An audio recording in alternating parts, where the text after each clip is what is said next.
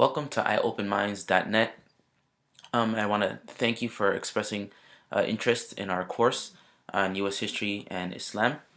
I've had a few questions and people were interested in registering.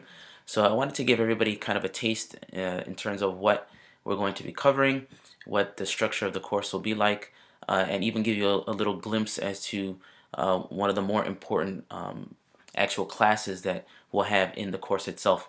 So this is part of the Open Minds Academy, which are the courses that are mainly meant for students from of all ages. This course in particular, as mentioned in the intro video, is mainly for secondary and older students. So yeah, including adults, the level will be a little bit higher level than for elementary or middle school level. Um, so we really encourage anybody who may be interested to take the course. Now, the course itself will be an on-demand online course, so you'll be able to take it at your own pace. So for some that have more time, we'll be able to go through the different aspects of it much faster. For others, you can take your time and again take it at your own pace. So it gives a lot of flexibility for everybody. So if you're a homeschooler, obviously you can maybe take the classes twice a week or every day, or you can space them out once per week, a couple times a month. It's really up to you. And then if you are somebody who is coming as an adult or a college student, you just want to take some things in the evening, again, it's entirely up to you. So what I want to do first, one of the things I had mentioned in the intro video is that we're going to be using Canvas. Canvas is an online learning management system. So I wanted to let you take a look at that quickly. So now this is my view. The student view will be very similar. So this is the what the Canvas kind of interface will look like. You'll have access to different pages, synopsis of the course. So I'll go through that briefly so that you can kind of see the direction of the course itself. So as you can see here, we have the intro video that I had done that most likely is what attracted you to the course to begin with. And then you'll see kind of an outline. This is the main cover page of some of the different areas that we'll be focusing on. And so here, if you look here, you'll see the different sections that will be most important to what we're going to be covering. So there's 5 different modules.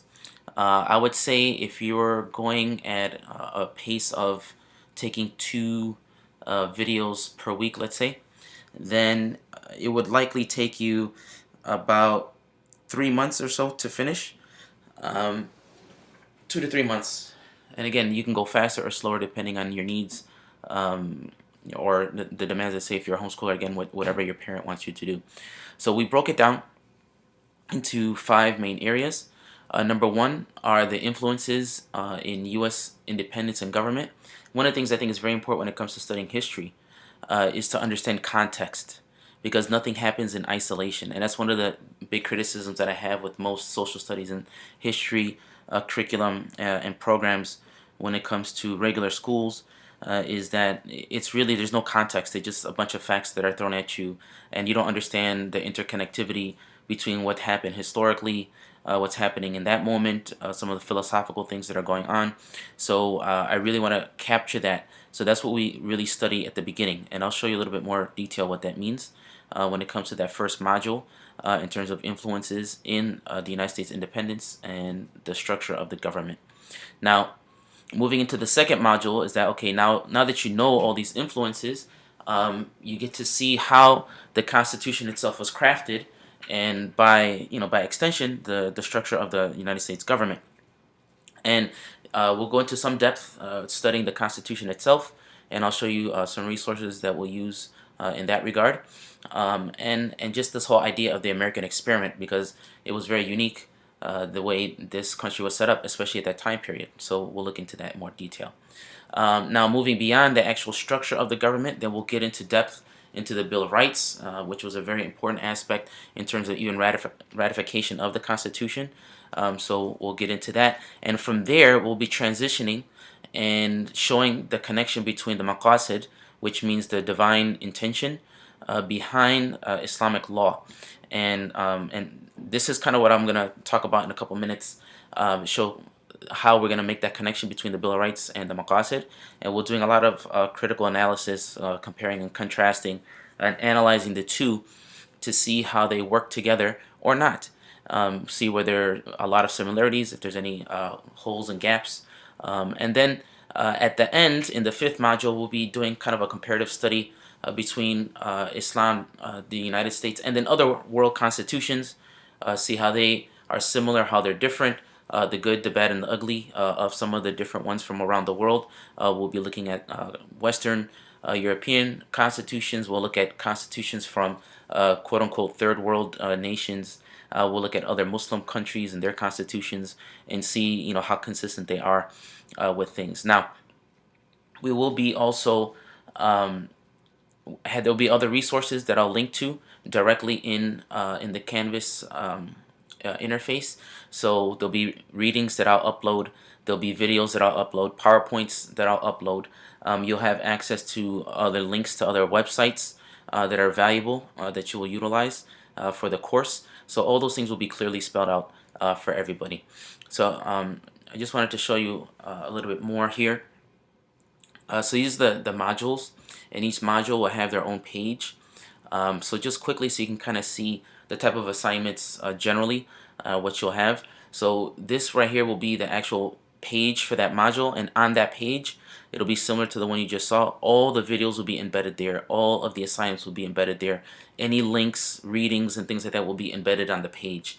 And then in order to complete that particular section, you'll have these assignments that you'll have to complete. So when it comes to, for example, in this particular module, the influences on U.S. independence, we'll be covering some of the key philosophical influences, for example, like the Enlightenment, and look at some of the key people, like John Locke, for example, who had a big influence on independence and the Constitution.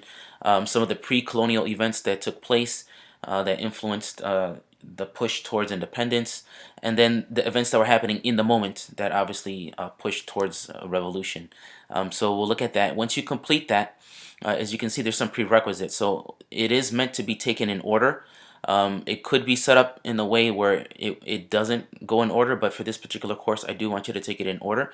So once you complete these sections, you move on to the next one, and you'll see the different assignments in that area as well. So here for the Constitution, we'll be looking at the Federalists and Anti-Federalists, and some of these things you may be familiar with, some you may not be, but all these different areas had an influence on the structure of the government itself and the structuring of the Constitution. So big states versus small states, slave state versus free state, the different compromises that were proposed, and then finally the ratification.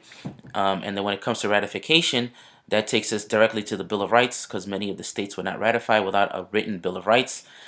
So we'll look at all these different areas. Really go in depth in terms of the Bill of Rights, and one of the key websites that we'll be using as a resource will be the National Constitution Center. It's a really great website. So just to kind of let you look at it. So here you have the actual Constitution in its original form, and we'll look in depth in each article to see the structure of the actual government. So if you click on that particular branch, it has the actual writing of the Constitution. As you can see, this is a great website. So it has the actual original wording, and then if there were any amendments later on, it's highlighted in yellow, and then you just click on it, and it tells you what the amendment was and how things changed. So we'll go into detail into all those different areas. And then if some of this stuff is a little bit difficult to understand, because some of the language is obviously a little different, you can go here to what they call the Annenberg interpretation. And if you click on it, it actually puts things in our words, the kind of language that we use nowadays, and explains what it all means, right? So this is just one of the many resources that we'll be using. We'll be using it quite a bit.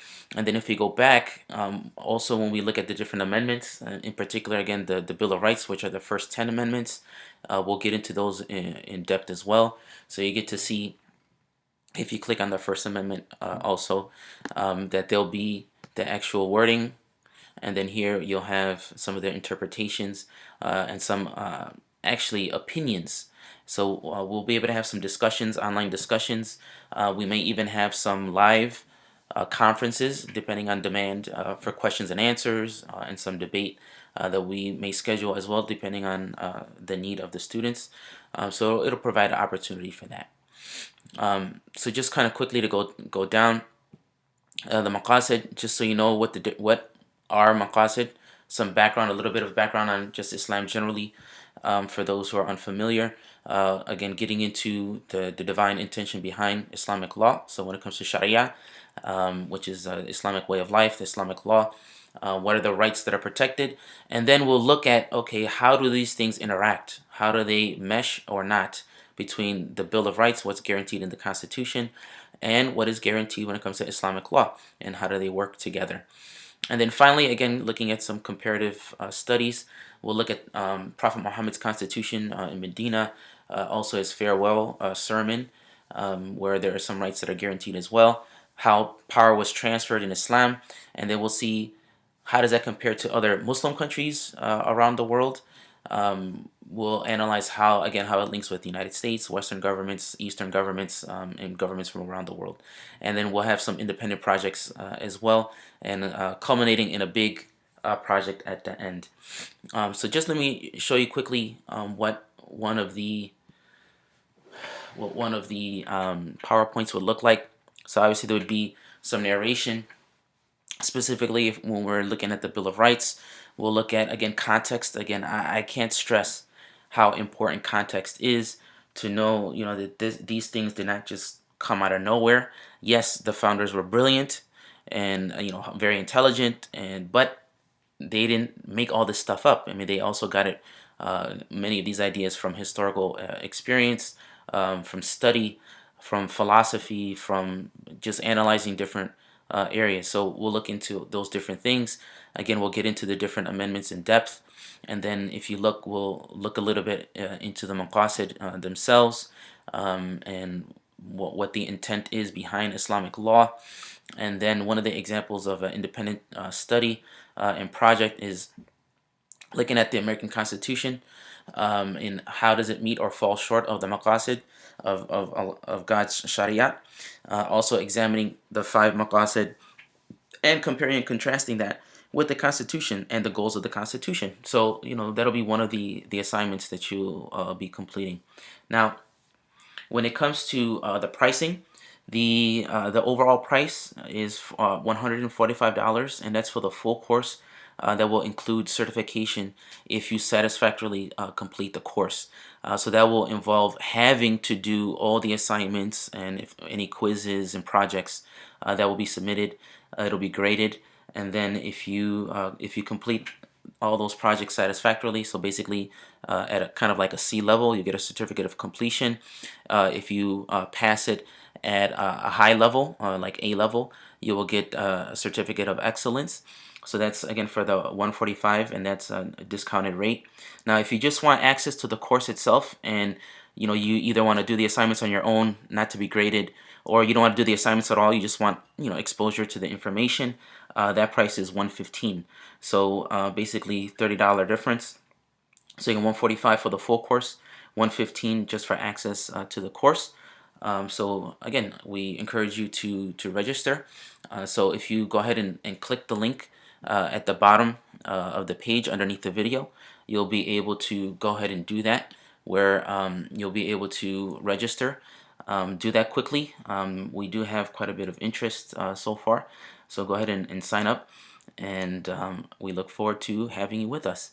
Again, this is from Open Minds Academy, part of iopenminds.net, and look forward. Also, make sure you join the email list so that you can find out about other blogs, courses, seminars that we give for professional development, for community development, youth development, besides the actual classes that we give to students. Take care, and God bless. We'll see you soon.